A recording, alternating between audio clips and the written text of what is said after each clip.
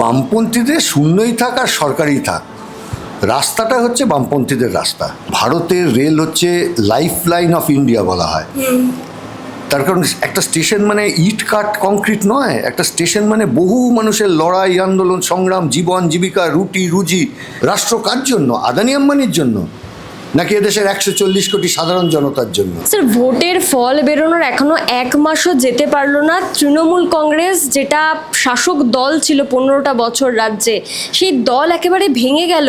বিরোধী দলনেতা করা হয়েছিল তৃণমূল কংগ্রেসের তরফ থেকে শোভনদেব চট্টোপাধ্যায়কে, এবং আজকে দেখলেন যে একেবারে ঋতব্রত এবং সন্দীপন সাহাকে বহিষ্কারের পর তারা আলাদা করে নতুন তৃণমূল, ভালো তৃণমূল গঠন করলেন। এখন ঋতব্রত বন্দ্যোপাধ্যায় তিনি বিরোধী দলনেতা হচ্ছেন, যাকে সিপিআইএম বহিষ্কারও করেছিল একটা সময়। বিজেপির রাজ্যের সভাপতি তো বলেছেন ভালো তৃণমূল চাই। তৃণমূল পার্টির জন্ম আরএসএস এর বুদ্ধিতে, ফলে আরএসএস এর বুদ্ধিতে এই পার্টি ভাঙবে না জুড়বে না একসঙ্গে থাকবে সেটা ঠিক হয়। ওকে তৃণমূল ঠিক করে নাকি? ওটা কোনো পার্টি নাকি? ওটা সার্কাস পার্টি।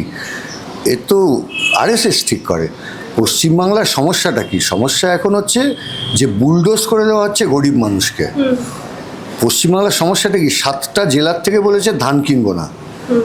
পশ্চিমবাংলার সমস্যাটা কি? সামগ্রিকভাবে ধান কেনা বন্ধ করে কমিয়ে দেবে।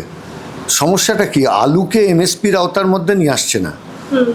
এই সমস্যা নিয়ে তো এদের কারোর মাথা ব্যথা নেই। এদের হচ্ছে যে কোথায় ক্ষমতা আছে, কোথায় কি আছে, এসবের পিছনে যেমন যেমন আরএসএস বুদ্ধি দেবে তেমন তেমন ওরা চলবে। ফলে এটা বিজেপির, ওটা ছিল বি টিম, এটা সি টিম বলতে পারেন। কারণ সি টিম হয়তো বিয়ের জায়গায় চলে আসবে। এতে রাজ্যের মানুষের কিছু যায় আসে না। মানে ঋতব্রত বন্দ্যোপাধ্যায় যিনি একসময় সিপিআইএমে ছিল, ছাত্র রাজনীতি থেকে উঠে আসা, যাকে সিপিআইএম বহিষ্কার করেছিল, মানে এটা থেকে তো বোঝা যাচ্ছে যে ঋতব্রত বন্দ্যোপাধ্যায় ক্ষমতার তলায় থাকতে চায়। এটা সবাই, ও বলে না, মমতা বন্দ্যোপাধ্যায়ও তাই। এ তো আমরা নির্বাচনের আগে বারবার বলেছি, আমরা শূন্যই থাকি আর 5ই হই, লাল ঝান্ডা থাকবেই। আর ওরা যদি ক্ষমতার থেকে বেরিয়ে যায় তাহলে 5 দিনও ওদের দল টিকবে না। তো আমরা বলেছি নির্বাচনের আগে, সেটা প্রমাণ হয়ে গেল। হ্যাঁ, তার কারণ যে দলের কোনো নীতি নেই, আদর্শ নেই, শুধুমাত্র টাকা কামানো যাদের নীতি এবং আদর্শ, এবং আরএসএসের হয়ে বিজেপিকে অন্যভাবে ঘুরিয়ে সমর্থন দেওয়া যাদের কাজ, তো সে দল আপনি টেকাবেন কী করে? এখন এই ঋতব্রত বন্দ্যোপাধ্যায় বলছেন গঠনমূলক বিরোধিতা করবেন বিধানসভায় থেকে। এখন গঠনমূলক না সহযোগিতামূলক সে তো ভবিষ্যৎ বলবে। আরএসএসের বুদ্ধিতে তৈরি হলো, ফলে গঠনমূলকের নামে সহযোগিতামূলকই চলবে, যেরকম পার্লামেন্টে তৃণমূল করে বিজেপিকে সাহায্য। মানে এই তৃণমূল কংগ্রেস বিজেপির বি টিম হয়েই কাজ করবে। এই তৃণমূল কেন, যে তৃণমূলই থাকুক না কেন, তারা বি টিম। এরা পশ্চিমবাংলায় আরএসএসকে ঢুকিয়েছে, পশ্চিমবাংলায় সাম্প্রদায়িক দলকে ঢুকিয়েছে, মৌলবাদী দলকে ঢুকিয়েছে, সে হিন্দুই হোক আর মুসলিমই হোক। এরা গোটা পশ্চিমবাংলাকে লুটেছে। এখানে বেকার যুবকের চাকরি নেই, কৃষকের ফসলের দাম নেই, শ্রমিকের ন্যায্য মজুরি নেই। আপনি এই যে গিগ ওয়ার্কারের নামে 12 ঘন্টা ধরে কাজ করায়, কোনো কথা এদের মুখে শোনেন কোনো দিন? যিনি মুখ্যমন্ত্রী হয়েছেন তিনি কোনো দিন বলেছেন? এই যে শ্রমিকদের 12 ঘন্টা কাজ করিয়ে মজুরি দেয় না, অস্থায়ী পদে স্থায়ী শ্রমিকের মতো কাজ করায়, কিন্তু তার 1/4 ভাগ মাইনে দেয়, মজুরি দেয়, এসব নিয়ে এরা কখনো বলে নাকি? এরা ক্ষমতার পিছনে দৌড়ায়, ক্ষমতার জন্যই এরা রাজনীতি করে, অর্থের জন্যই রাজনীতি করে। আজকে আরও একটি খবর এইমাত্র দেখলাম যে ফিরহাদ হাকিম তিনি মেয়র পদ থেকে পদত্যাগ করেছেন। একেবারে শুভেন্দু অধিকারীর সঙ্গে প্রশাসনিক বৈঠক ছিল মুখ্যমন্ত্রীর সঙ্গে, তারপরেই এখন এদের কে কোথায় যাবে? আমি আবারও বললাম, সামগ্রিকভাবে আরএসএসের বুদ্ধিতে এরা চলে। মমতা বন্দ্যোপাধ্যায়ও চলেছেন, আরও তলার লোকদের এরকমই চলতে নির্দেশ দিয়েছেন, ফলে তাদের কাছে যেরকম নির্দেশ এসছে তারা সেরকমই করবেন। ফলে কে থাকবেন কে যাবেন এ তো ওদের দল, কার্যত আরএসএস ঠিক করবে পাঠাটা ওর মাথা কাটবে না ল্যাজ কাটবে। এই যে দিনের পর দিন যেটা আপনি বললেন শুরুতেই, যে হকার উচ্ছেদ হচ্ছে, বিভিন্ন রেল বস্তি উচ্ছেদ হচ্ছে, কিন্তু সে নিয়ে কারোর কোনো আমরা কথা বলতে দেখছি না। যারা বর্তমানে সবচেয়ে বেশি সংখ্যাগরিষ্ঠতা নিয়ে বিরোধী দলে আছে তৃণমূল কংগ্রেস, তাদেরকেও কাউকে আমরা রাস্তায় দেখছি না। কিন্তু একটা কথা বারংবারই সোশ্যাল মিডিয়াকে অনেকে বলছে যে একটা মাত্র বিধায়ক হওয়া সত্ত্বেও বামেরাই রাস্তায় রয়েছে। আমরা চিরদিনই রাস্তায় ছিলাম, যখন শূন্য ছিলাম তখনও রাস্তায় ছিলাম, এক আছি, এখনও রাস্তায় থাকবো। ভবিষ্যতে যদি আমরা সরকার পরিচালনা করি তাহলেও আমরা রাস্তায় থাকব। বামপন্থীদের মূল কাজটা হচ্ছে মানুষের জন্য রাস্তায় থেকে লড়াই করা। যখন আমরা ক্ষমতায় ছিলাম এই ভূমি সংস্কার করতে গিয়ে আমাদের কম কমরেড শহীদ হয়েছে নাকি?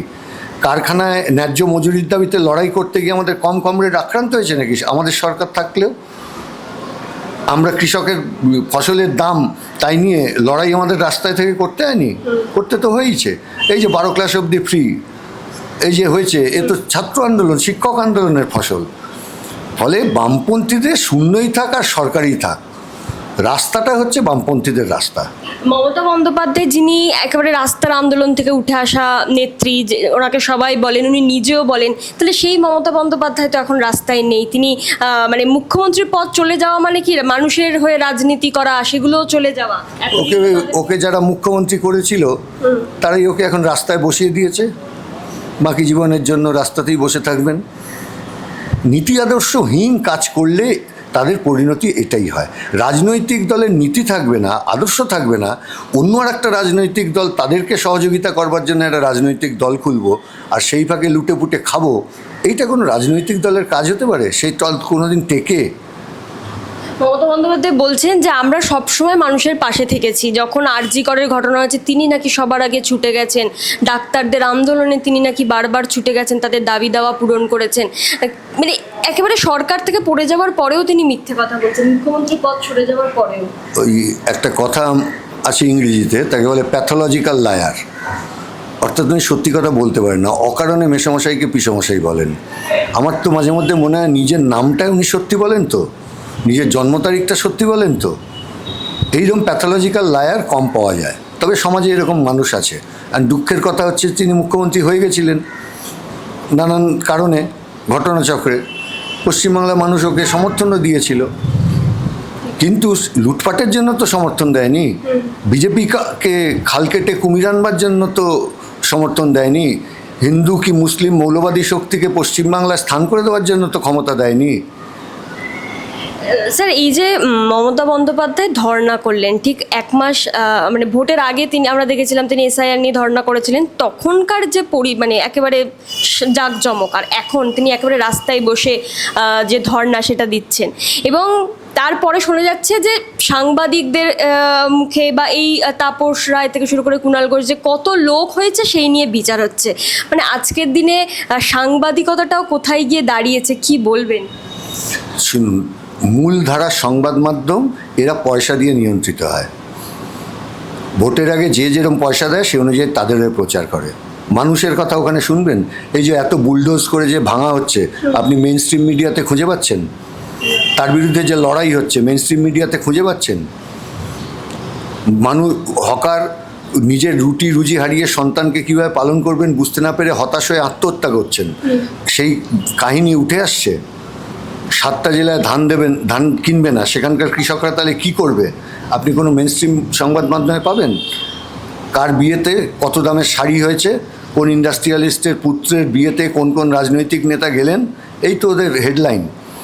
ফলে বরঞ্চ অল্টারনেটিভ মিডিয়া, যেটা এই আপনাদের মতো যারা আছেন, যারা বেশিরভাগ ইউটিউবে কাজ করেন, তারা অনেক সত্য তুলে ধরেন, তারা অনেক মানুষের কথা তুলে ধরেন, তাদের মাধ্যমেই যেটুকু পৌঁছয়।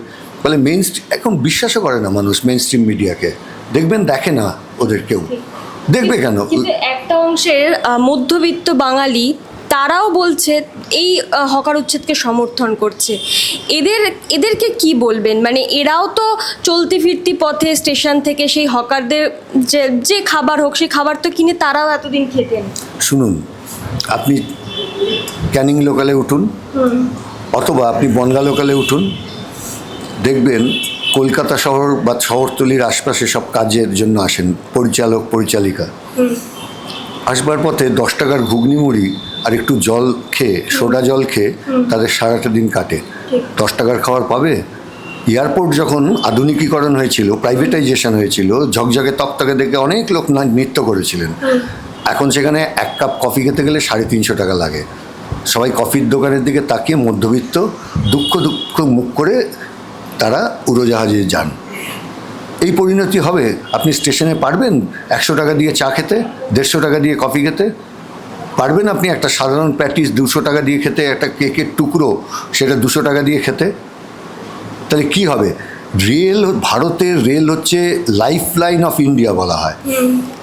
তার কারণ একটা স্টেশন মানে ইট কাঠ কংক্রিট নয়, একটা স্টেশন মানে বহু মানুষের লড়াই, আন্দোলন, সংগ্রাম, জীবন জীবিকা, রুটি রুজি, তার কাহিনী এর পিছনে লুকিয়ে আছে। যখন দেশভাগ হয়, অসংখ্য মানুষ ওপার থেকে এপারে আসলেন, কি করবেন, কি খাবেন, তাদের হাতে কাজ নেই, সেই সময় তারা হকারিকে পেশা হিসেবে গড়ে তুলেছেন। এটা ভারতবর্ষের অন্য কোথাও পাবেন না। কারণ ভারতবর্ষের অন্য কোথাও দেশভাগের যন্ত্রণা তাদের ভোগ করতে হয়নি, হাজার হাজার মানুষকে ওপার বাংলা থেকে এপার বাংলায় চলে আসতে হয়নি, অথবা এপার বাংলা থেকে ওপার বাংলায় চলে যেতে হয়নি। তো এই দাঙ্গা যারা বাঁধিয়েছিল তারাই আজকে শাসক। তো সেই সময় ব্রিটিশের পক্ষে হয়ে তারা দাঙ্গাটা বাঁধিয়েছিল এই সমস্ত সাম্প্রদায়িক প্রচার করে। তার ফলে পশ্চিমবাংলায় ঐতিহাসিকভাবেই হকার ছিল, এবং ঐতিহাসিক এবং অর্থনৈতিক কারণেই হকার ছিল। কত কোটি টাকার কেনাবেচা হয়, কাল থেকে এই কোটি কোটি টাকার কেনাবেচা বন্ধ হয়ে যাবে, তাহলে অর্থনীতি তো আরও নামবে। এতে বিকল্প কর্মসংস্থান তো কিছু করছে না। আমাদের কথা কি, তুমি স্টেশন উন্নত করবে, তোমার তো ট্রেন চলে 3 ঘন্টা 4 ঘন্টা দেরিতে, রাজধানীর মতো ট্রেন কোনো দিন ঠিক সময় পৌঁছয় না। তুমি দুরন্ত ওই আরেকটা কী করেছে, টিনের কামড়ার মতো বন্দে ভারত, যে বন্দে ভারতের খাবার আপনি খেতে পারবেন না। লোকে বন্দে ভারতে আসে যখন, তখন বোলপুর স্টেশনে বাইরে নাক গলায় যে ওখানে একটু চপ বা একটু চা পাওয়া যাবে কিনা, তার কারণ ওই খাবার মুখে দেওয়া যায় না, অথচ হাজার হাজার টাকার টিকিট। আর সাধারণ মানুষ, আপনি শৌচালয়ে যেতে পারবেন না কোনো বাথরুমের, ঠিক সময় ট্রেন চলবে না, ট্রেনের মেনটেনেন্স নেই, এমন আওয়াজ একটা ট্রেনে, যে কারখানায় আছেন না ট্রেনে আপনি ভ্রমণ করছেন বুঝতে পারবেন না। রেগুলার অ্যাক্সিডেন্ট, 250-র বেশি অ্যাক্সিডেন্ট হয়েছে গত বছরে রেলের, ছোট বড় সব মিলিয়ে। মানুষের দৈনন্দিন প্রাণহানি ঘটছে, কোনো এইসব নিয়ে মাথা ব্যথা আছে? একটাই কাজ, স্টেশন থেকে গরিব মানুষকে তোলো, আদানি আম্বানি কর্পোরেট যারা আছে তাদের হাতে স্টেশনটা তুলে দাও। আপনি যদি মধ্যবিত্ত মনে করে তার চলার রাস্তা চওড়া করবার জন্য এই গরিব মানুষকে তুলে দেওয়া হচ্ছে, তাহলে মূর্খের স্বর্গে বাস করছেন। ওটা তুলে দেওয়া হবে আদানি আম্বানি সহ কর্পোরেটের হাতে, ফলে রাস্তা আরও সরু হবে, এয়ারপোর্টে বসার জায়গা খুঁজে পাবেন না, তার কারণ সব বেচে দিয়েছে। আজকে স্টেশনগুলো বেচে দিচ্ছে যেখানে, সেখানেও বসার জায়গা নেই, তার কারণ ওখানে স্টল বসালে ওর রোজগার বেশি। এটাকে বলা হয় নন ট্রাফিক রেভিনিউ রেলে। এখন তো নন ট্রাফিক রেভিনিউ ওরা বাড়াবে, রেল চালিয়ে যেটা অপারেশনাল রেভিনিউ, সেই অপারেশনাল রেভিনিউ তো কমছে ওদের দক্ষতার অভাবের জন্য। কেন আজকে ফ্রেট রেল থেকে চলে যাচ্ছে সড়ক পথে? তার কারণ আমি এখান থেকে একটা জিনিস তুলবো, সে যে কবে পৌঁছবে তার তো কোনো ঠিক ঠিকানা নেই। এইরকম একটা থার্ড ক্লাস রেলের পজিশন তৈরি করে দিল একটা ফার্স্ট ক্লাস অর্গানাইজেশনের। 2.5 লক্ষের বেশি পদ শূন্য, একটা মানুষকে দিয়ে ওভারটাইম করানো হচ্ছে 8 ঘন্টার পরও আরও 4 ঘন্টা। তা আপনি তার কাছ থেকে কি প্রোডাকশন আশা করছেন? হচ্ছে ভারতীয় রেল, এর দক্ষতা, এর যোগ্যতা পৃথিবীর যে কোনো রেলের সঙ্গে তুলনীয়, আর সেইটাকে ধ্বংস করা হচ্ছে। শুধুমাত্র রেল, তার জমি, তার প্ল্যাটফর্ম, তার রেলের কিছুদিন বাদে আপনি শিয়ালদাতে শুনবেন যে দার্জিলিং যাওয়ার আদানি এক্সপ্রেস 10:10 ছাড়বে।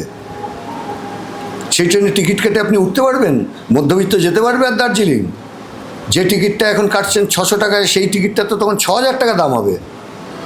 প্রথম যখন উড়োজাহাজে এসেছিল তখন 1 টাকাতেও টিকিট দিয়েছিল, 100 টাকাতেও টিকিট দিয়েছিল প্রাইভেটাইজেশনের সময়। বিজয় মালিয়া তো তার প্লেনে উঠলে সে প্লেন না রাজপ্রাসাদ আপনি বুঝতে পারবেন না। কোথায় গেল? 9000 কোটি টাকা মেরেই লন্ডনে গিয়ে বসে আছে। তাদের কাছ থেকে 1 টাকাও আদায় করতে পারেন না, তাদের জেলেও পড়তে পারেন না। আর গরিব মানুষ যারা 40, 50, 60 বছর ধরে এখানে আছে, স্বাধীনতার পর থেকে যারা হকারি করছে, এবং তার সঙ্গে সাধারণ মানুষের রুটি রুজি খিদে এই সব যুক্ত আছে, সেখানে এত বড় অপরাধ রাষ্ট্র কার জন্য? আদানি আম্বানির জন্য, নাকি এদেশের 140 কোটি সাধারণ জনতার জন্য?